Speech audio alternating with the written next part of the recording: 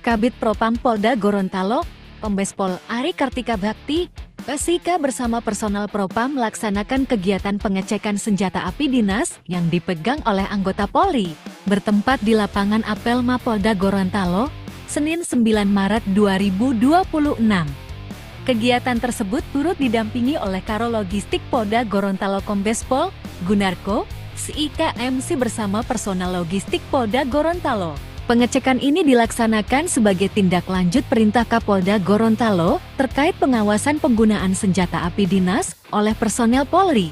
Pemeriksaan meliputi kelengkapan administrasi berupa surat izin pemegang senjata api, serta kondisi fisik dan kebersihan senjata api.